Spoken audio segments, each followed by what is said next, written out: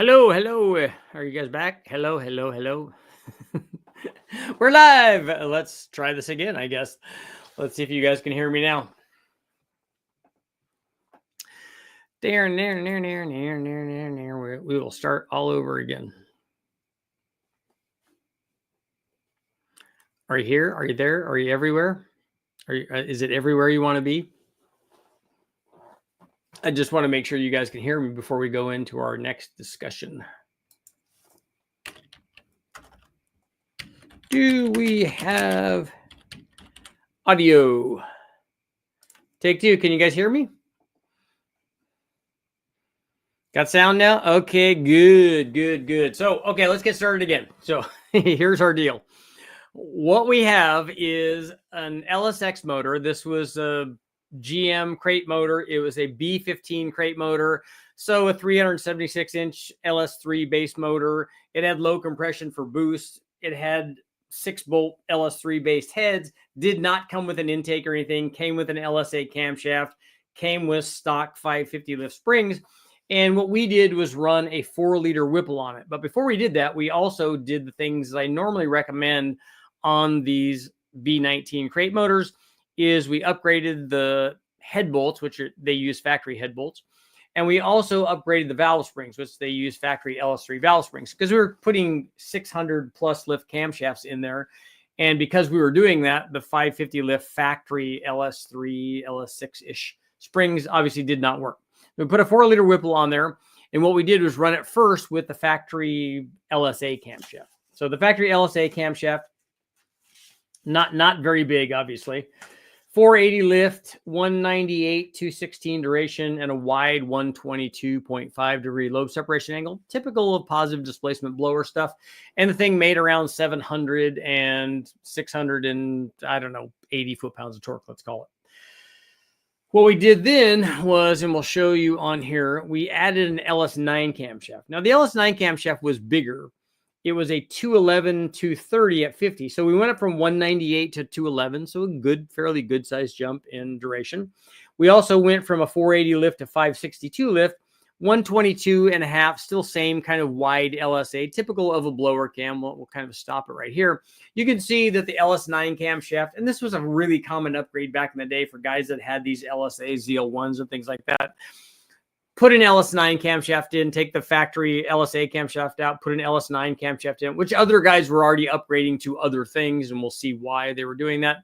You could get LS9 camshafts fairly cheap. Crane even made another version of that LS9 camshaft, and we picked up quite a bit of power. I mean, we picked up, 30, 35 horsepower, particularly at the top, past 6,000 RPM, 6,200 RPM. And had we continued to run this out at a higher engine speed, which you definitely would want to do with this blower and this camshaft, you definitely would want to go to 6,500 and maybe 7,000 on this thing. And it would keep making power. This was at about 17 pounds on this particular low compression B15 motor. And then what we did, we'll go out a little bit farther on this thing. We added a BTR camshaft. Again, a blower camshaft, bigger than both the LSA and the LS9. The BTR camshaft was a 617, 596 lift. So we'd come up, 50 thousandths in lift, let's say, and a 231, 248 degree duration split. So we've jumped up from 211 to 231. A 20 degree jump in duration is no small amount. That's a pretty good jump. So it's a pretty good size, change in camshaft. And again, this was back in the day, this was a dedicated blower camshaft from the guys at Brian Tooley Racing, 120 degree lobe separation angle. And then we got a gain that's as big as we got going from the LSA to the LS9. Going from the LS9 up to the BTR camshaft, we got another 30 or 40 horsepower. So it did good. So we're making 770 or something like that. And so it did good. And compared to the LSA camshaft, we're looking at like 70 horsepower, whatever. So big gain in power. And had we continued to rev this thing, the difference would have been even more pronounced because the smaller cams would have fell off where the bigger camshaft was not going to do that. And you could see that the BTR camshaft better almost everywhere than the LS9 camshaft. And so it worked out kind of exactly as we would have expected. It's a dedicated kind of blower cam. a dedicated aftermarket cam compared to a factory cam, where you don't have the same kind of limitations that you would have for, longevity and fuel mileage and all the things that we have to factor in when we're looking at a factory application. We didn't do that. And the guys from BTR know how to make power. They did a good job on that.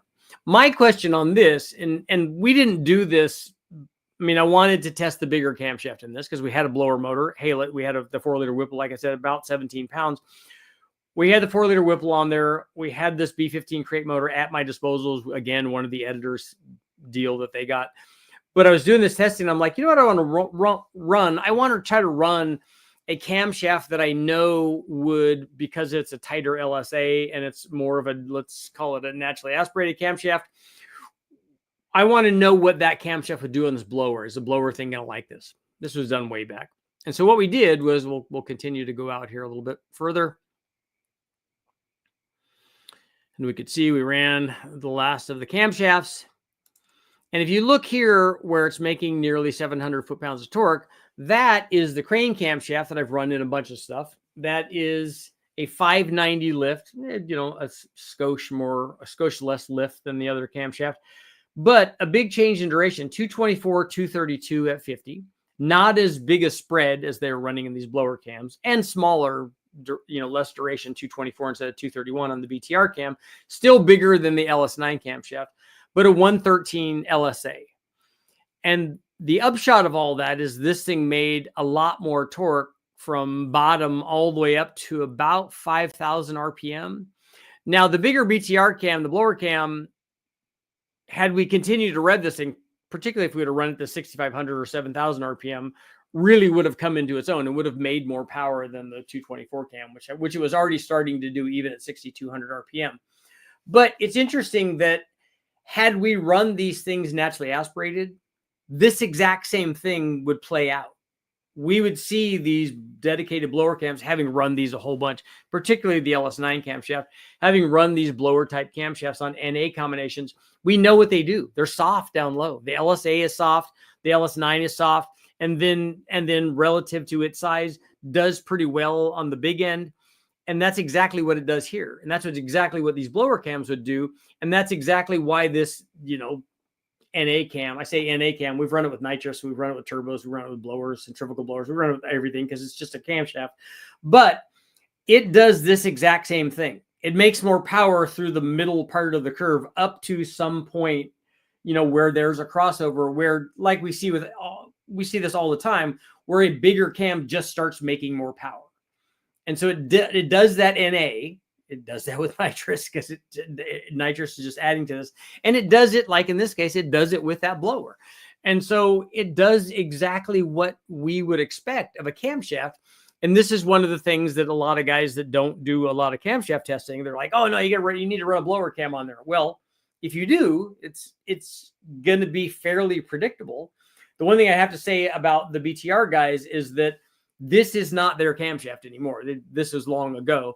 And they have different blower camshafts now that are much, much better down low than this one was, yet still seems to make pretty good power on top. So I like the fact that they continue to do lots and lots of development of their camshafts, because if you're a guy that's like a performance guy and you look at something like this and you go, it'd be great. It's better than having more peak power is having more power everywhere, or as many places as we can get, because that's ultimately what a customer wants. If they're buying a camshaft, they're like, yeah, this would be good. I'm going to make more on the top end, but what I really want is more in the middle.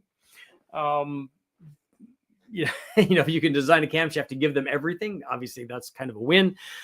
But at some point it becomes more and more difficult. But if you keep chipping away at it, and we benefit from the end result of this, is that, and when I say we, I mean the consumers do, because if they keep doing development and keep doing testing and keep whittling away and keep making their next version, their V2 better than their V1 and their V3 better than their V2, then we get better camshafts. Basically, it's kind of a good deal. And that's one of the reasons that I do lots of testing like this, because I want to find this stuff out, and then I can point it out and go, hey, look, here's what happened. They're like, Yeah, you know, it'd be good if we had all of that that we got with the 224 cam, then we had all of this that we got with the 231 cam. And then the question becomes, is that even possible? Can we get something like that from one camshaft? Maybe, maybe not. But if we can't get all of that, like how much of it can we get? Can we get 80% of it? Can we get 70%? Can we get 90%? What is that number? And then when they go after that, hey, we reap the benefits. That's all good stuff. So let's see what you guys got going on. I'm glad everybody can hear. I don't know what was going on with the last thing. I didn't really change anything. Just did what you always do with electronic stuff. You turn it off and then turn it back on, and then everything's fine. Danny, Jet, what's going on? Jet, thanks for sending that thing over about that. I just reached out and said, hey, look, why are you using my dynographs in your thing? We have sound 5x5. I'm in the pipe. One of my favorite like scenes in that movie. We can hear perfect timing. Currently building a fully forged LQ9 with a Magnuson 2650. That's a good blower. Working now. Yes, sir. Yes, sir. We have audio. We have visual. We have all of it. We're doing good again. I think all you would like his channel. Rover's in the house. Scottish got that water pump and timing belt done on the Toyota 3.3 liter. Nice. No bent valves or anything. That's good. Richard's live. We're learning. Caps on. Just in here listening. I'm homing in on the Rover V8 low RPM build. Currently working on cam design. Very short intake duration. Tight LSA. Exhaust duration plus 15. Very aggressive ramps. Max lift. Not sure how much yet. Okay. Super long intake runners. Super long exhaust primaries. And an M90. Okay. Why a blower cams then? Why the wide lobe separation angle? That's pretty typical of the blower stuff. Certainly was from the factory. However, major performance parts distributor got fined millions by EPA for selling performance parts. Is performance car culture at risk? I can hear you now. Turn 14. I remember I was having a fueling problem. I must have had it for a long time. A black plastic bag found its way into the gas tank. Yeah, that's not good. This blower was a Whipple 4-liter. It was around the pickup tube screen. Yeah, it will find its way where there's suction to be in the way of something. After removing, the engine's running richer. I'm good. I'm glad that at least some fuel was making it through. Silverado 2003 6-liter LS sheet metal intake, 102 throttle body, sloppy stage 2 cam from eBay. How much should I push? I kind of have my fingers crossed about an eBay camshaft. Not a good choice. I don't know how you put a 102 on a... Oh, it's a sheet metal intake. Okay, I was thinking Trailblazer SS for some reason. Working on a Street Freak, is there any reason I can't run a turbo or two through a roots blower off of a diesel engine, or am I just asking for problems? If you just want it to have the look of that, you can certainly blow through a roots blower with turbos. I have videos up of that where we did it through an M90 on a V6 and then through an M112 on a 4.6 liter 03 Cobra motor.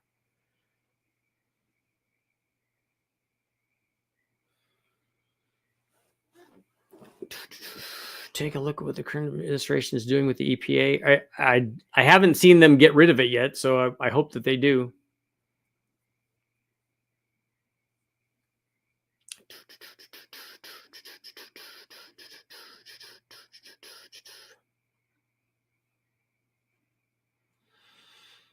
I'd really like there to be some common sense, but it doesn't seem...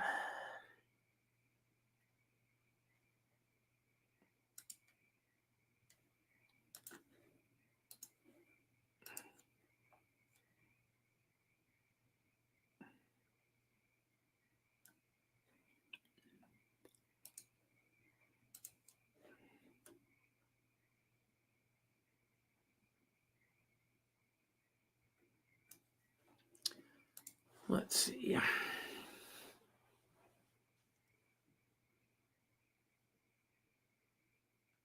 What's the difference between a nitrous cam and a blower cam?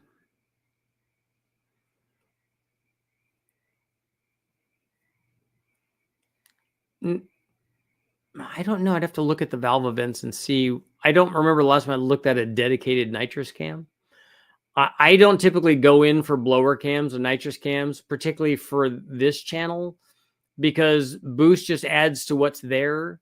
So I would suggest that people pick their cams not based on those two things. I would suggest that they pick it based on other things and then just add boost or add nitrous, because you can run nitrous or boost on any camshaft. What cam would be good for the 6-liter? I didn't know how much, so I ordered a sloppy cam from eBay. I'm not putting down that camshaft. I've run that, the Elgin version, the real sloppy stage 2 cam. We've run that a lot on stuff. I don't for a 6-liter, it's not a bad camshaft and it will make good power. But the cheap, like knockoff versions of the Elgin cam are really suspect. So if you got a really, really cheap one, a lot of times you get what you pay for. That's my only concern with that camshaft. Not that the sloppy stage 2 doesn't work. It does work. Richard, SWS has some adapter kits. One of their kits has a 112 supercharger from a Land Rover 4.2 V8 running stock at 13 pounds of boost. Have you seen those? No. What is it running on? No, I mean, I've seen those guys and I've even talked to them and I've seen their adapters, and making a plate to mount one kind of supercharger, another kind of supercharger is not a big deal. Those are just cutting the hole in the right spot and then mounting the blower in the right spot. That's not hard. But what are they making 13 pounds on? Because a 112 making 13 pounds on an LS that has a camshaft in it must be spun pretty fast. I've decided turbos and blowers in this particular build has the right look. Okay, yeah, you can do that. What's your cam recommendation for the most low-end torque production on a 408? Not looking to maximize high-end power. I would look at the other things in addition to camshaft.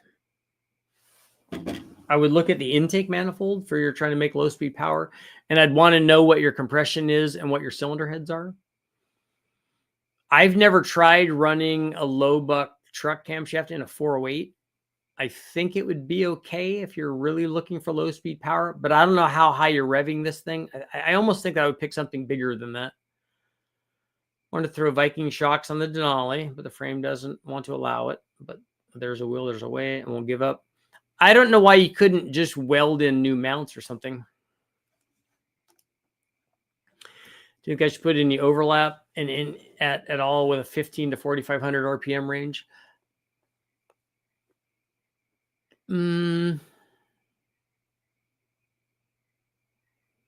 What size motor is this? Typically, nitrous cams have more exhaust duration and with a wider LSA, but so does a Roots blower cam, has exactly that. eBay cams are known. Yeah, I have some horror stories of some of the eBay and Amazon stuff. Just, I mean, it's all kinds of bad stuff. It's the cam not being what the cam says it is.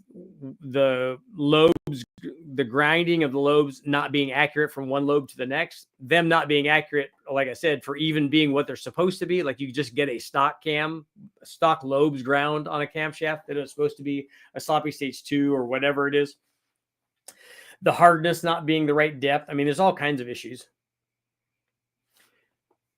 Do you have any remote tuner recommendations on the middle of nowhere, Montana? James Short from Short Tuning is the only guy that I know for tuning. The M112 has a stock boost PSI and 4.2, but putting on a 5.3 with a 228 cam. Does the 112 on a 4.2 make 13 pounds in stock trim? The van revs up to 6,500, no problem in first and second gear, pulling great, no noticeable drop off, and fuel trims 11.8 to 12.3.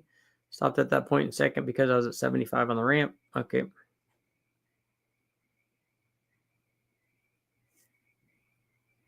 We need a poll.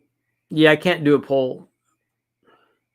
Soft metal too. Yeah, the metallurgy, all of the things that can go wrong with cams can go wrong with the really, really inexpensive stuff.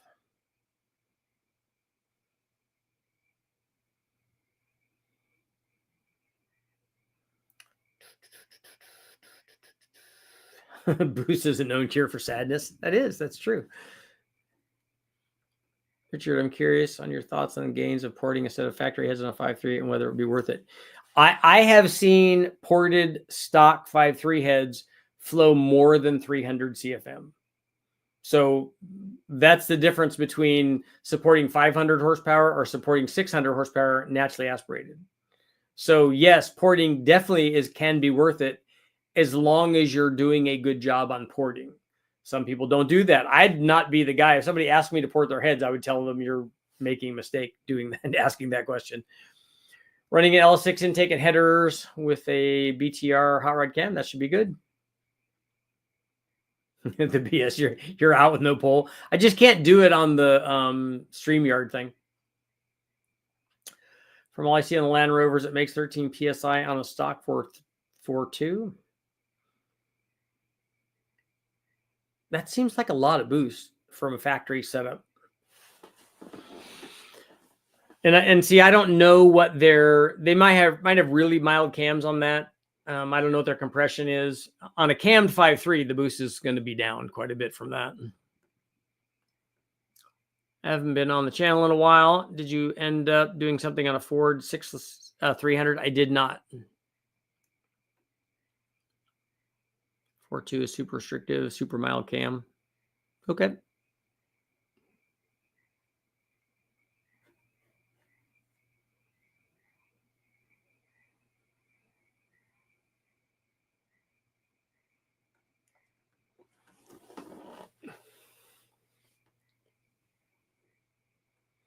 Let's see. BS in your 1500 to 4500. That's the least effective RPM range for a camshaft. So I don't know how much you're going to be able to improve stuff.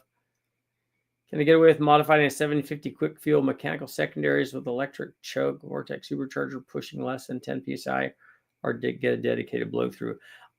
I think it is possible to make that into a blow through carburetor, or put it in the vortex enclosure, which is another expensive option, but you can certainly do that, and then you don't have to have a blow through carburetor.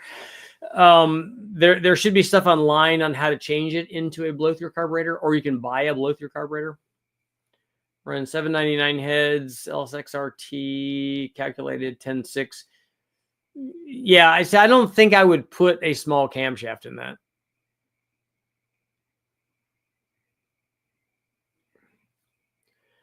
How much boost would you recommend if the ring gap is only at 17? I don't know. I don't know how you would know the ring gap and not change it if you're running boost.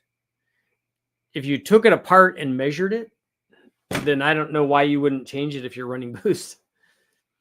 Just realized there's one of your articles on the Kenny Bell webpage. Yeah, there should have been lots of them. I did a lot of stuff with Jim Bell. He's a great guy.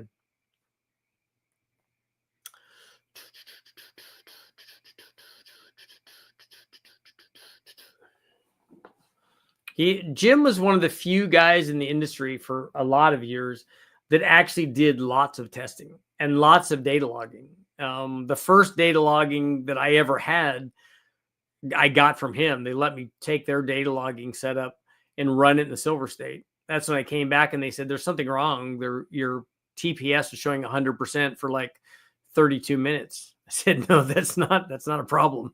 That's what happened. They're like, you were at wide open throttle for 32 minutes? I said, yeah. I said, see where it's off TPS, or see where this less than 100% right there? I said, those are called the narrows. And then you see where it's back on it, like full TPS? Yeah, that's the rest of the course. You built the motor to run at NA? Okay. I don't know. There's no correlation between boost and ring gap.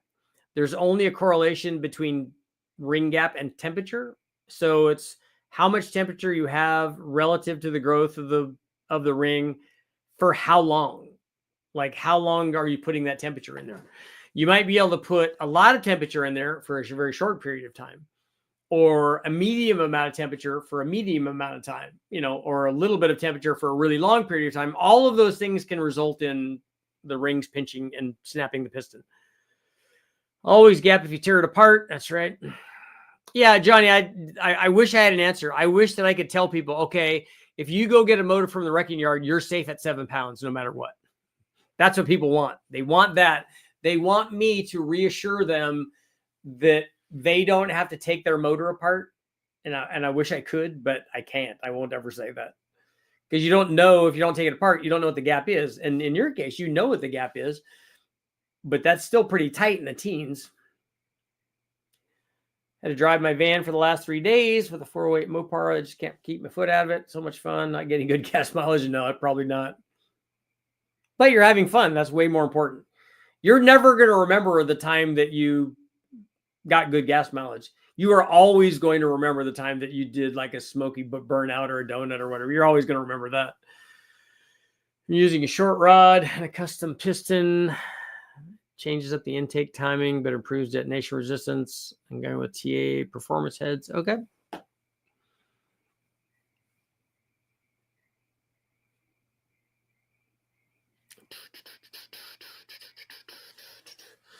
So are you going with dimpled pistons too? Are you gonna? I think if I was as concerned as you are about those things, I definitely would look into softening the chambers. Miles per gallon. That's right. Is the ring gap decided on combustion temperature or overall engine temperature like CTS? So if you run cooler, like in a boat, less gap acceptable.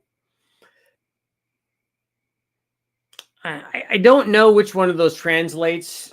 They probably both translate into ring temperature, but I don't know which one has more of an effect. But probably running the motor colder would help that. So maybe in a boat application. But the bad thing about a boat application is that you're at wide open throttle for a really, really long time. So even though it's colder, you're putting more temperature in it. Because nobody in a car would run for, you know, minutes at a time at wide open throttle. It's funny when people ask me what fuel mileage my boosted Silverado gets.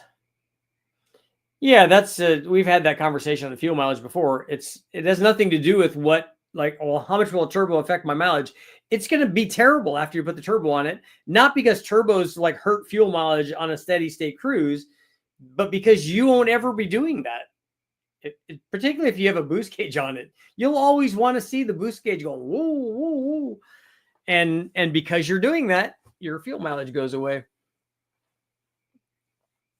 You always remember the 10 minutes that the officer chewed you out for going so fast. Yeah. Not entirely true. I'll never forget my Denali got almost 700 miles to the tank driving from Colorado to Arizona. It was pretty incredible. We did 55 the whole time. There you go. I'll be opening my shop in a few months.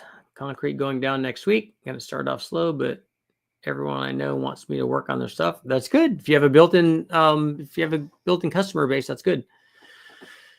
TA performance heads have a modern chamber, helps with detonation. Pretty much everything is being dials for low RPM boost for survival. Okay. I still would soften the chambers. Marine is the hardest application you can run an engine. Yeah, I think that's hard on stuff. I like hearing the blow off valve in traffic. Yeah, that's good. So you guys can let me know. Actually, I can just do a verbal. In fact, I can put it up.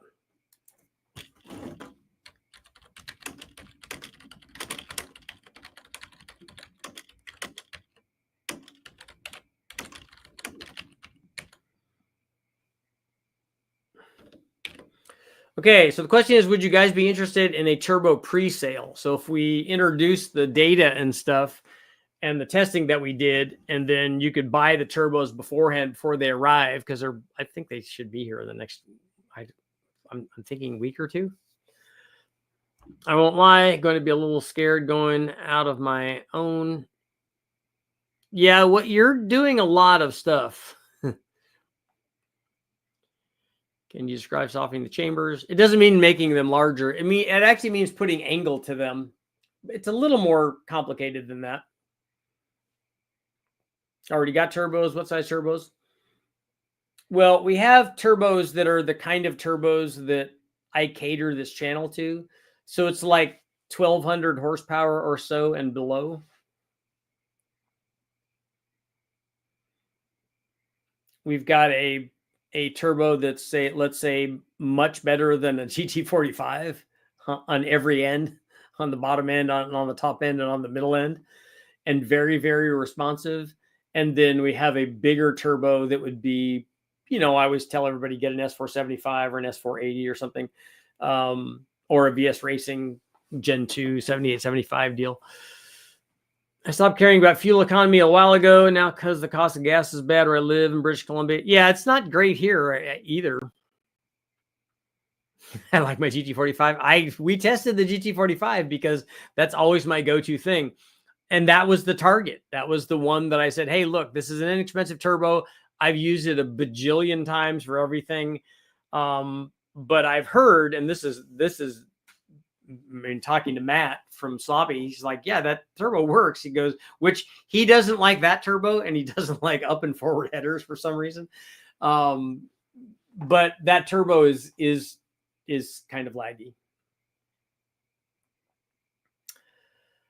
The modern era, so it's like for 1200 horsepower and below, the small street stuff. Yeah. Well, the market for that is way bigger than the market for above that. Works well for mid-range power. Yeah, it makes boost, and it's a good turbo, and it's cheap. It does turbo-y stuff. It does that.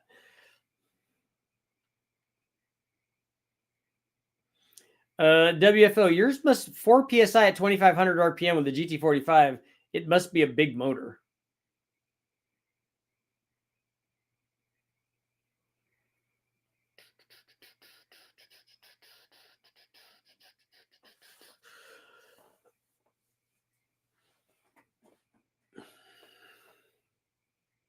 A turbo question instead of nitrous, okay.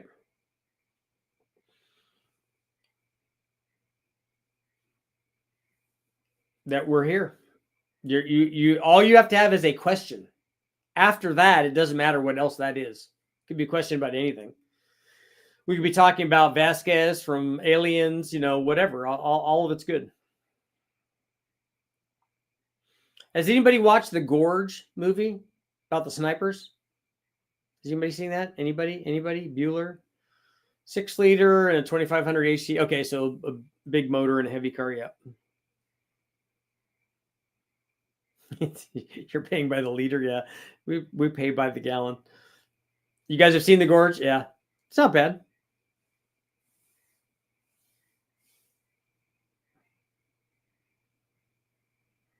I love that Sigourney Weaver was in it.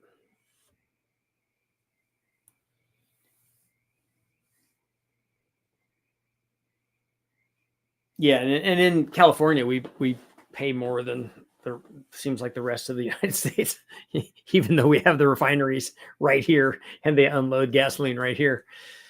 I don't understand it.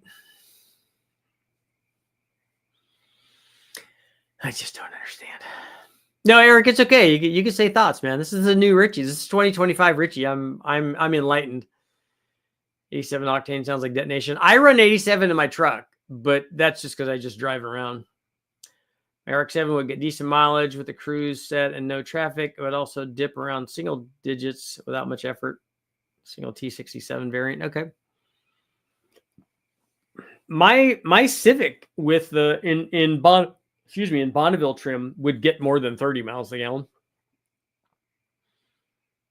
Only 6-liter factory LS9 heads. Okay. ARP studs, red hot cam, Magnuson 2300. I think it should be a good street setup in a Silverado. Yeah, that should be good. A positive displacement blower in that is going to be good. We should have the turbo that we have should be as low speed responsive as a Root supercharger. I think I'm going to test that. Bring back old Richie. Yeah, we have 94 octane available at the stations. Okay. My wife gets 23 to 24 out of the RX-8. Okay. Yeah, cruising is a big thing. I want to fix my. In fact, I'm going to try to do that during this vacation. I need to fix my my knock sensors on my truck so that it will give me timing, so that when I'm cruising down the road, the mileage should be a lot better. We pay more because most people in California won't drive 15 miles to save 3 cents per gallon. True story. It's been researched to no end. I drive all the way to the Love's truck stop on Highway 5 to get gas before I will get gas anywhere else because it's way less expensive there. I wish they had 94 in SoCal. We have 91. We have 93. One more octane. Yeah, it's that one octane. That's going to put me over the edge. I was getting 25 at around 80. In what kind of car were you doing that in? It's actually what I'm looking at right now because I'm trying to figure out how much boost an LQ4 with ring gap will take on a 32-foot boat at 8,000 RPM. With head and galley, want to pull the big block? Okay.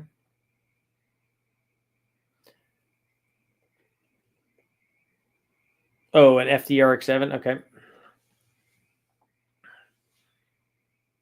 Yeah, I think that my buddy's 81, if I remember right. I thought that was like a mid-20s thing.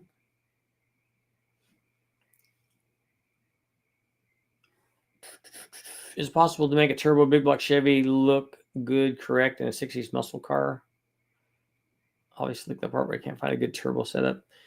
Yeah, the old ones, if you look in the Superpowers books or the turbocharging book by Hugh McKins or any of those, the Gale Bank stuff, if you look at the old school stuff, they made like I like the ones that the guys that made boxes for the turbos and then had a clear top on them so you could see the carburetor. It's kind of cool.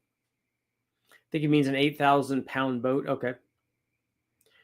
Do you know anything about transfer cases? Is the NP261 the 4x4 transfer case that can hold a ton of power? Does anybody know for Scottish about the transfer case stuff? At some stations you could find 100 octane unleaded race fuel. There was a place in Southern California. There was I think it was a Union 76 station that also sold race gas. We used to go there to get our race gas before we would go to Bonneville or before we do like the final testing with stuff. And they had 100 at one of the pumps, but I don't think that they have it anymore. I always thought that the Gale Banks twin turbo kit looked good. I did too. I remember when I was really young, when I had my Camaro, going into the speed shop, because that back then we had speed shops, and looking that somebody had a Gale Banks twin turbo setup. It was on the counter that they were selling for a guy. And I just lust after that thing. I'm like, I definitely want that in my Camaro. Big block with a turbo, 1,500 horsepower. Looks good no matter how uppity you're feeling. Yeah, 1,500 horsepower is a lot. Yeah, with the built-in intercoolers and stuff. Yeah, it was cool. Do you think a longer exhaust duration will help cool the chambers a little more? Short intake duration, I have a little wiggle room for more exhaust duration. The more exhaust duration, though, is going to hurt low speed power, and it's going to add power on the other end of that scale. What stall would you recommend for a 4L80 red hot cam, LY6 DL1 supercharger, 373 gears? A red hot cam, probably 2800. I'm thinking. I think E85 should be available at every gas station. I agree. That'd be nice. I'd be looking to get this thing over 500 horsepower with a roller cam and good street ability. Can I recommend an off-the-shelf cam for this, or would you recommend go to a custom cam? Adam. Oh, okay. Here, I wondered what your combination was. We have a cam 2. Oh, cam 2. Okay, yeah. Planning on building a 408 67 Mustang. We're looking to use a junkyard hydraulic roller block, RPM air gap, Promax 210s. We're looking to have this thing 99%, 100% street. Okay, Adam, if it's a hydraulic roller deal, just pick one of the Summit cams. Pick one of the Summit letter cams. Just pick an E303 or a B303. Probably an E303 would be better. You could go with something a little bigger than that, but it'll be drivable. You'll like it better with something that's like 224 or less at 50. Looking to get this thing over 500 horsepower. Yeah, I don't think that's going to be a problem with a stroker. Next time you're in Saratoga, the Sunoco has 100 yet. Don't forget the Excel kits too, but draw through would be hard to make big horsepower with due to turbo size limits. Yeah, the Excel stuff and then the Martin turbo systems also were back then.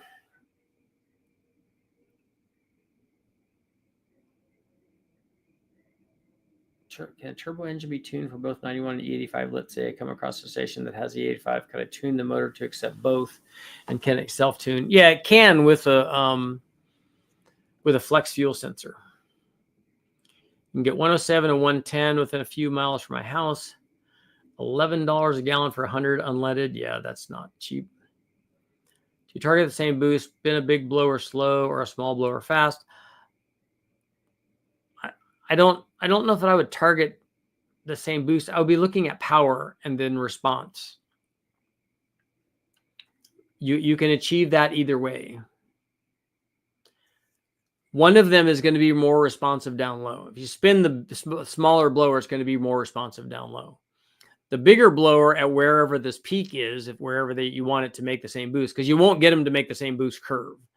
Wherever you have the same boost at, the big blower is going to make more power because it's going to take less to spin that. A 32-foot boat is not light. Long exhaust duration, the intake duration is asymmetrically short, so I figured maybe push the exhaust out plus 20 more than the intake. Yeah, I don't think that that's the way that I would go with what you're trying to do.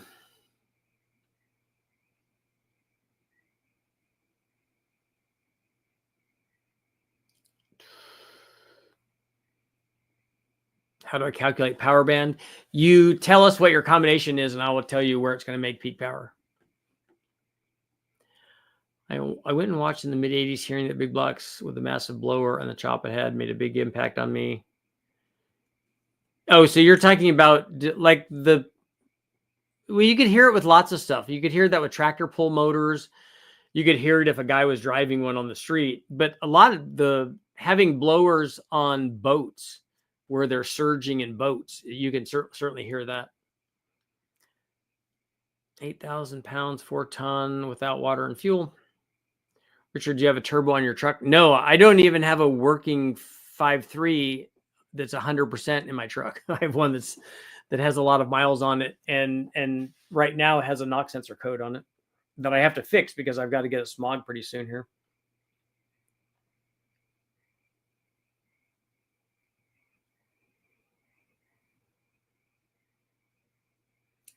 Trying to spin an outdrive to 8,000 RPM. It's not going to be happy. Trust me, I know. And if you put a big cam in it, you might not get the idle speed down enough for the no wake zone. That becomes a problem. And having to drive the boat up and having like high idle issues and stuff at the marina when you're trying to park, that's never good.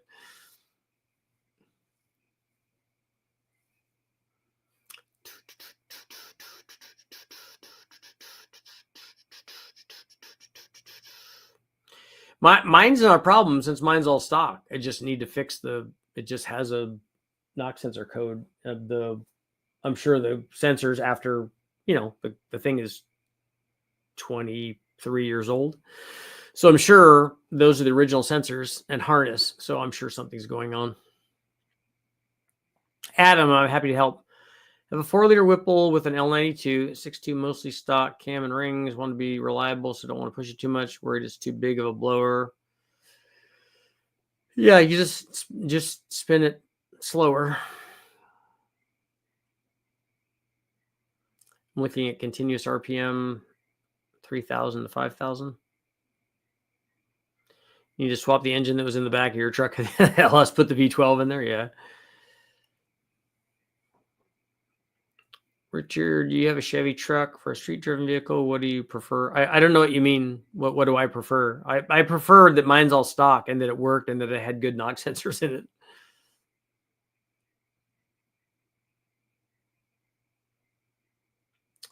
There's an update kit for knock sensors and harness, but you need to lift up the intake. Yeah, that's what I'm doing, Dan. I already had the setup. In fact, Jimmy and I were going to do that when we were down at West Tech doing all the turbo testing. We just didn't have the time.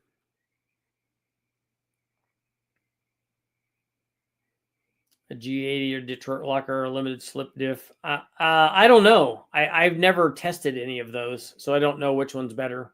Does anybody have any idea on rear ends for Zoo truck? The old ones are probably all rusty. That's what I'm thinking. I mean, it wouldn't surprise me that they would be that whole valley in there would not be good. I should have grabbed some new seals when I was at West Tech.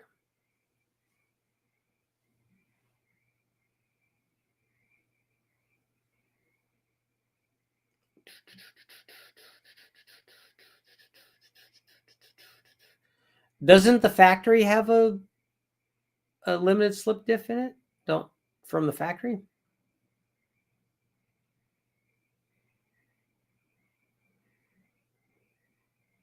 I used to snap axle bolts. Did you have like lots of tire on it to be able to do that, to get the thing to hook up to hurt stuff? Does anybody know what 4080? That will be the one I need to swap into a 2002 Denali XL. I want to do the NP261 heavy duty transfer case. If I can somehow match them up correctly by getting the right parts.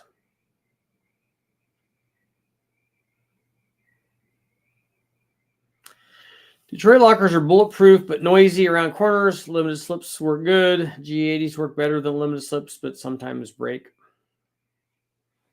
Is the G80, is that that sounds like a identification number from GM on something. Is that what it is? What is a G80?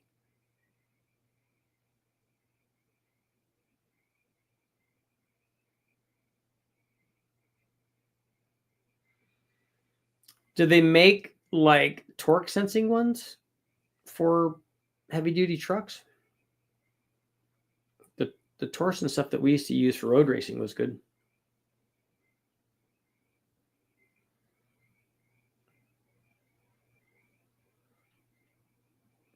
You should just put a spool in it then. Just weld them spider gears up, like they do, like all the cool kids do. For some reason, the GM's made of glass. G80 is an RPO code. That's what I thought it was. That's what it sounded like for a factory auto locker from GM. I need to look and see if mine has a centrifugal locker.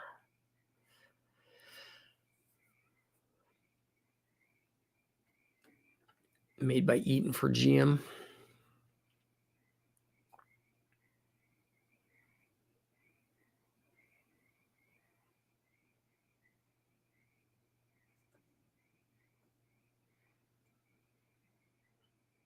I'm seriously thinking about upgrading my truck.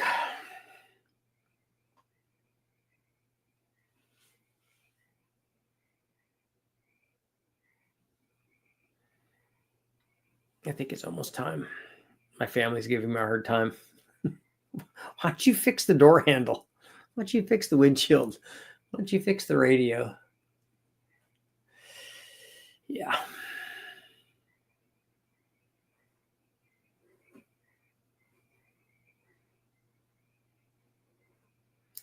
Seems to me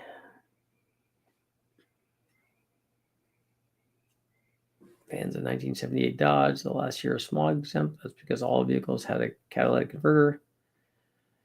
75, some didn't like my van. The G80 won't lock above 30 miles an hour. Ben, I just want to upgrade it to something newer that works.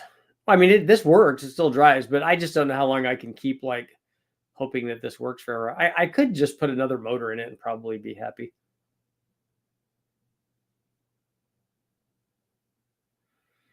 Richard, I have 396 big block wanting to add a turbo, the blow through carburetor. Yeah, all of that sounds good.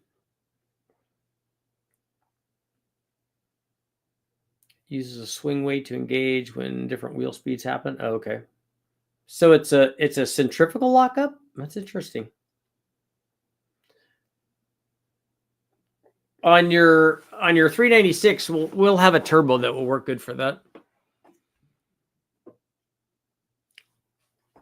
How about a V12 LS engine on the internet? I think you could feature some surprise stars on the dyno. I don't know what you mean by surprise stars. The best drivability thing that I find that I really like is a true track or something like a wave track. Any of the torsion cells. 2018 gym trucks came with 12 bolts. If the width is the same or close to that, would be a cheap upgrade. Decided on getting an LY6 and using internals for my Gen 3 LQ4, then build the LY6. There you go. Get a Turbo Max and see how much boost it'll take. Richard, can you put a 6-liter in a truck and still pass emissions? It's not technically legal.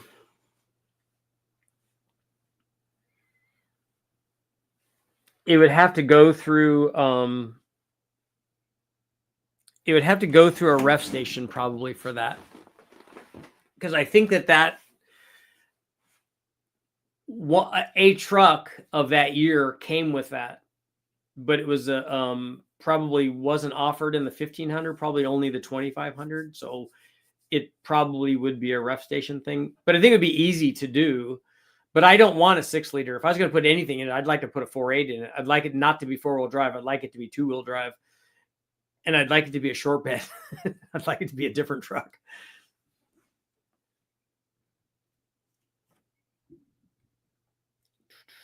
Bigger GAs were fairly reliable. Another question for you. What can one expect going to a stroker? Say some compression ratio. Does horsepower and torque curve both go up, or is it all on the curve that's bigger and the max value stays the same? If you put a bigger motor in it, like you go from, let's say, a 6-liter to a 408, it's going to make more power everywhere. But then it's also going to be a function of the things that are going on with the motor that might limit you making more power with the bigger motor. So the stock heads, if they flow enough to support the power output of the 6-liter, but not the 408, it's going to fall off. Same thing with the intake manifold, same thing with mild cam timing. But if you have all of those things to support the new power level, then like take a look at the factory things. But I think anymore now ignore the 6-liter one. But if you look at a 4.8 and a 5.3, it's a good example.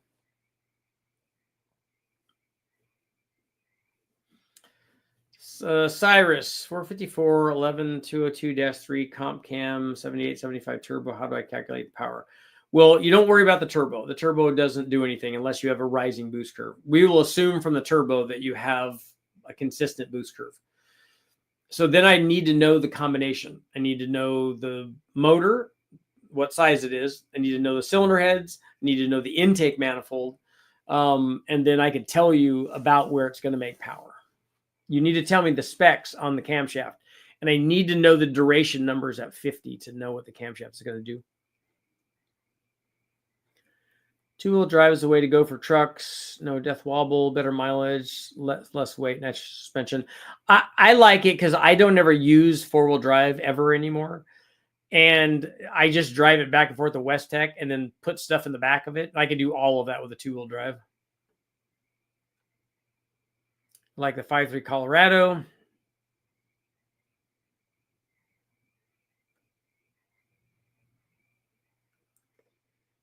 6.2 dome pistons.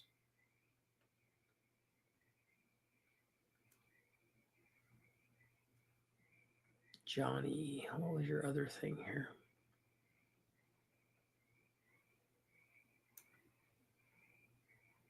You don't see that.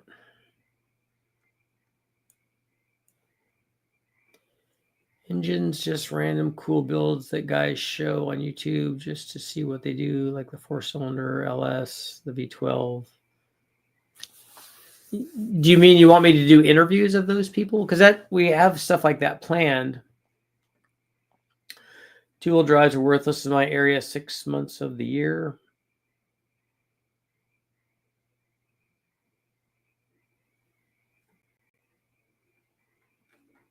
Johnny, I didn't see the rest of your question. I went back to see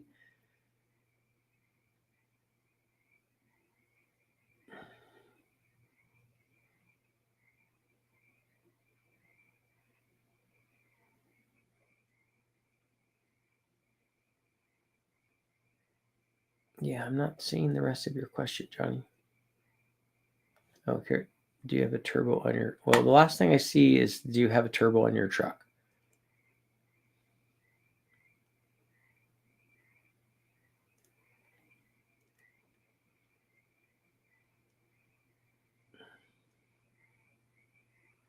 So I don't know what your comments are about the 6.2.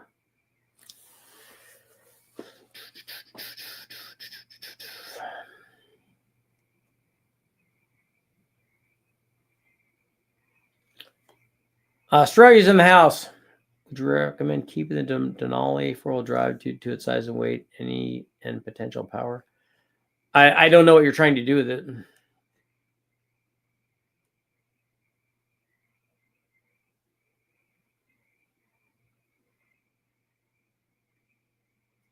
Dan, give me a call if you need help changing the knock sensors. I used to just lift up the intake without disconnecting very much. It saves a lot of time.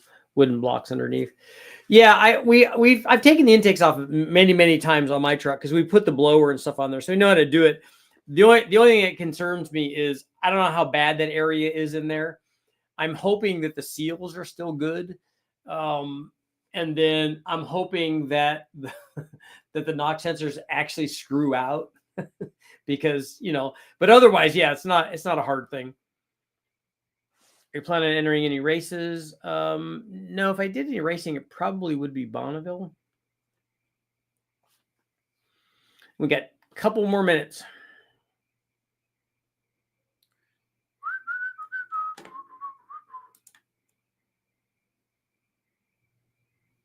Big, crazy supercharged power.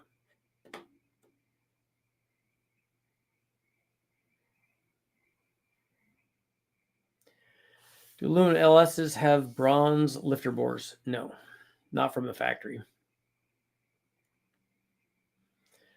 Love the channel. Putting an Eaton 122 on a 4.8. What, Cam? Maxwell, what else are you wanting to do with the motor? How much power are you trying to make? What do you want the idle quality to be? What transmission and converter are you using? All that stuff. 6.2 dome pistons, 454 cam, stock 706. I'm going to get the 706 heads ported. Yeah, I was going to say, you're not going to make, you won't make 600 with that. And you're not going to make 600 probably with that camshaft. And not with the Trailblazer SS intake manifold. So you should be thinking more 550.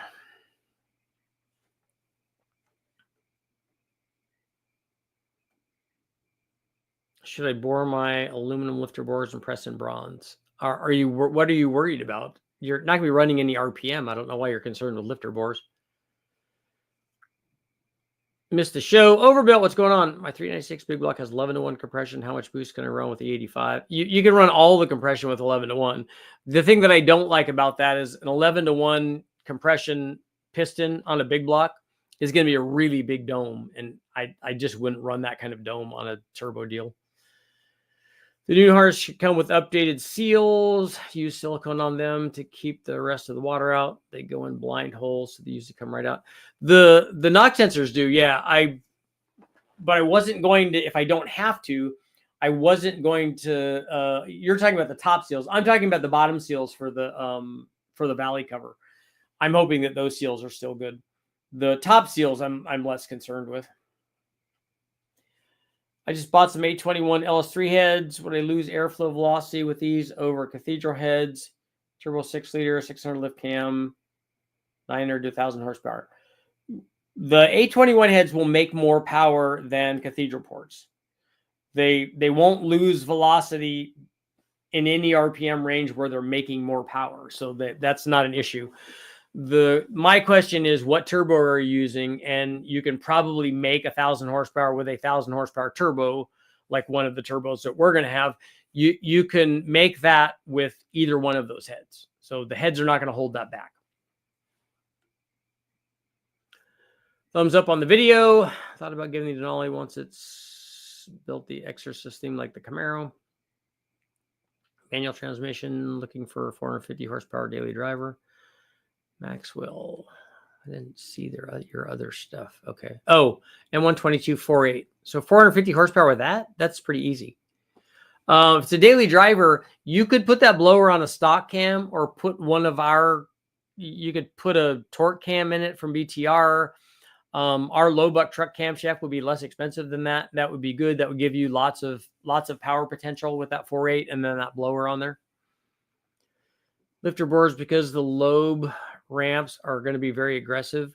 I don't know. I still don't know why you're concerned about the lifter bores on an aggressive ramp rate. Are you think that you're side loading it or something?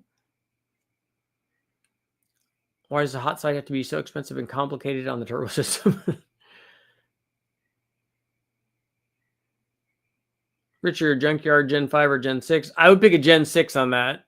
The roots blower making 5 pounds. How long will it last? Should last forever as long as you don't detonate it and as long as you have the air, fuel, and timing right in it.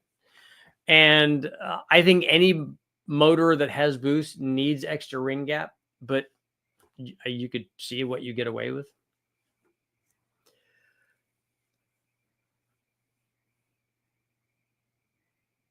Any thoughts on narrow piston pins?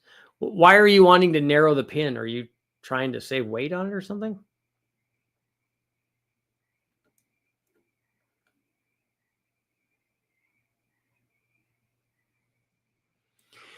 And on that note, it is time to go, but I'll see you guys all tomorrow. Tomorrow.